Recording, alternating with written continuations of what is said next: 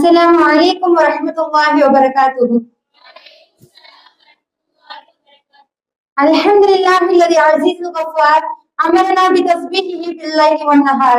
أشهد أن لا إله إلا الله وحده لا شريك له وأشهد أن نبينا سيدنا مولانا محمد عبد الله ورسوله صلى الله عليه وسلم وعلى آله وصحبه والناس أجمعين.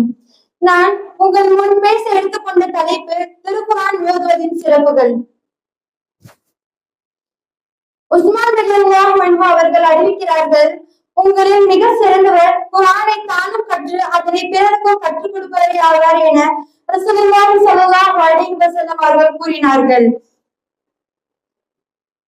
எவரொருவர் குர்ஆன் ஓதுவதில் ஈடுபாடுடன் இருக்கிறார்களோ அவர் என்னை திக்ர் செய்யாமலும் இன்னும் என்னிடம் துவா கேட்காமலும் இருக்கிறாரோ அவருக்காக துவா கேட்பவர்களுக்கு நான் கொடுப்பதை விட இன்னும் அதிகமாக வழங்கிடுவேன் என கூறுவதாக ரசூலுல்லாஹி ஸல்லல்லாஹு அலைஹி வஸல்லம் அவர்கள் கூறுகிறார்கள். ஒருமுறை உக்பத் இப்னு ஆமிர் ரலியல்லாஹு அன்ஹு அவர்கள் அறிவிக்கிறார்கள், நாங்கள் ஒருமுறை மஸ்ஜிதே நபவியின் திண்ணையில் அமர்ந்து கொண்டிருந்தோம். அப்பொழுது நபி ஸல்லல்லாஹு அலைஹி வஸல்லம் அவர்கள் அவ்விடம் வந்தார்கள். வந்து, உங்களில் யார் ஒருவர் தினமும் அதிகாலையில் ஹக்கீக் அல்லது ஹுதுஃபான் என்னும் கடை வீதிற்கு சென்று பாவத்திற்காகவும் என்னும் உறவு முறிவிற்காக உயர்தரமான 2 பெண் ஒட்டகங்களை வாங்கிக் கொள்ள விரும்புகிறீர்களா என்று கேட்டார்கள். அதற்கு அவர்கள், யார் ரசூலல்லாஹ், ஆம் நாங்கள் விரும்புகிறோம் என்றார்கள். இன்னும் யார் ஒருவர் தினமும் மஸ்ஜிதிற்கு சென்று அல்லாஹ்வின் வேதத்திலிருந்து 2 அத்தியாயங்களை கற்றுக் கொடுக்கிறார்களோ அல்லது தான் ஓதுகிறார்களோ அவர் 2 பெண் ஒட்டகங்களை வாங்குவதை விட சிறந்ததாகும். இன்னும் 2 ஆயுதங்களை விட 2 பெண் ஒட்டகங்களை விட 2 ஆயுதங்கள் சிறந்ததாகும். இன்னும் 3 பெண் ஒட்டகங்களை விட 3 ஆயுதங்கள் சிறந்ததாகும் என ரசூலுல்லாஹி ஸல்லல்லாஹு அலைஹி வஸல்லம் அவர்கள் கூறுகிறார்கள்.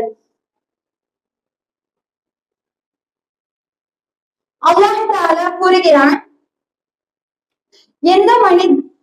ஒரு மனிதரிடம் அல்லாஹ் குர்ஆன் ஓதும் வாக்கியத்தை கொடுத்திருக்கிறான்.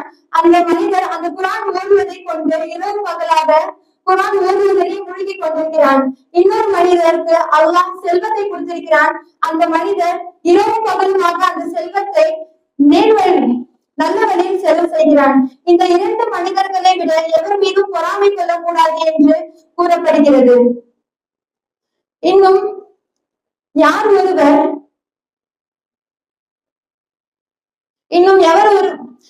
எந்த மனிதர் திருக்குர்ஆனை ஓதி அதனை அமல் செய்கிறார்களோ அவர்களுடைய பெற்றோர்களுக்கு மறுமை நாளில் கிரீடம் அணிவிக்கப்படும்.